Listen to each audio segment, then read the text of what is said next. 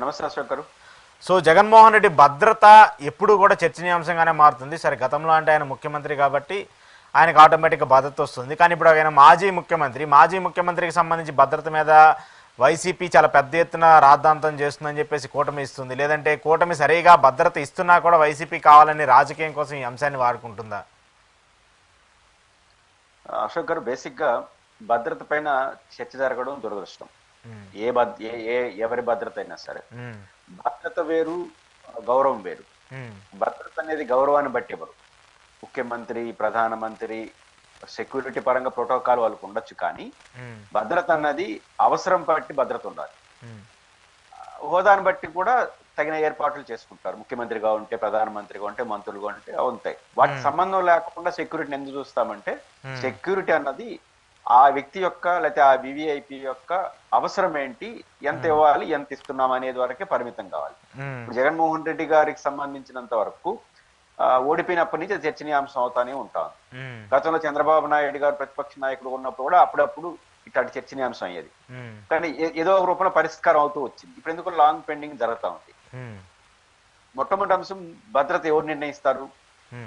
ఆంధ్రప్రదేశ్ లో సంబంధించి ఒక టీం ఉంటుంది, intelligence wing, additional DG cadre లో ఉన్నటువంటి లీడర్షిప్ లో వాళ్ళు అడిషనల్ ఇంటెలిజెన్స్ ఎందుకు ఉంటుందంటే వాళ్ళకి సెక్యూరిటీ ఏ రూపంలో ప్రాబ్లం ఉందని తెలుసుకోవడం కోసం వాళ్ళందరూ స్క్రూటినైజ్ చేసుకొని ఆ వ్యక్తికి ఎంత సెక్యూరిటీ, ఎంత థ్రెట్ ఉంది, ఏ రూపంలో ఉంది, ఏ మెథడ్స్ లో ఉంది, దానికి ఏంటి రెమెడీ అనే పద్ధతిలో రికమెండ్ చేస్తారు, అది నిర్ణయిస్తారు.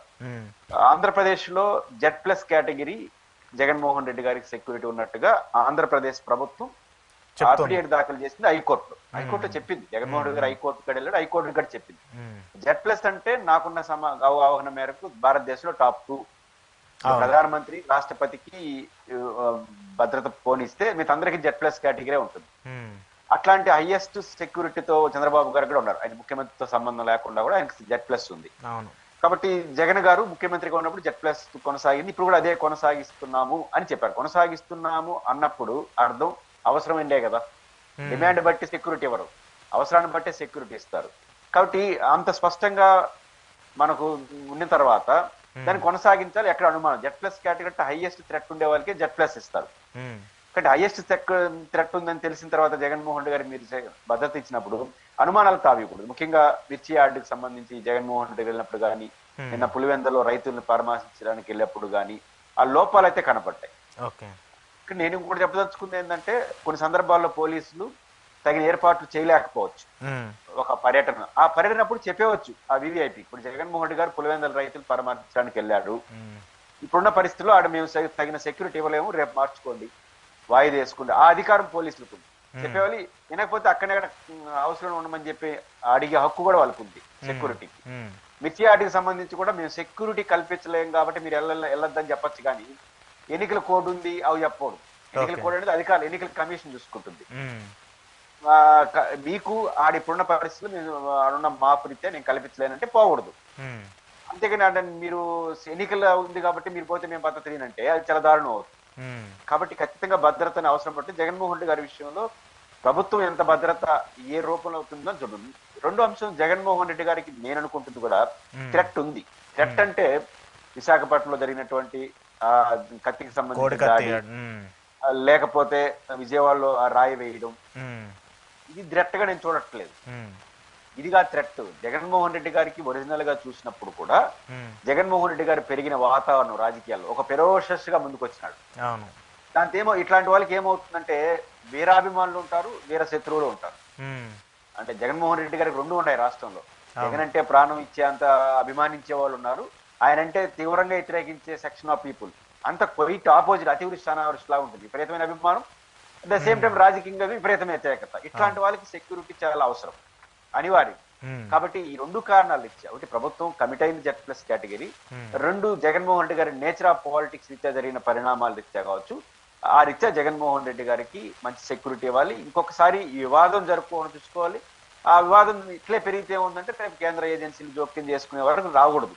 కానీ రాష్ట్ర ప్రభుత్వం ఈ విషయంలో రాజకీయాలు చేయాల్సిన అవసరం లేదు. జగన్మోహన్ రెడ్డి గారు ఏం కోరారని కాదు, ఎంత అవసరం అని మీరు భావిస్తున్నారో, ఎంత అవసరం అని భావిస్తున్నారో ఆ అవసరాన్ని బట్టి ఇవ్వాలి. కానీ ఒకటి రెండు సందర్భాల్లో మీరు అనుకున్నట్టు భావన కూడా కలగట్లేదు. కొన్ని సందర్భాలు తిరుపతికి వచ్చినప్పుడు అని భక్తులు చనిపోయినప్పుడు కూడా ఆయన పాటికి ఆయన రోడ్లో నేషనల్ హైవేలో దిగేసి లారీ పక్కన నడుస్తున్నాడు.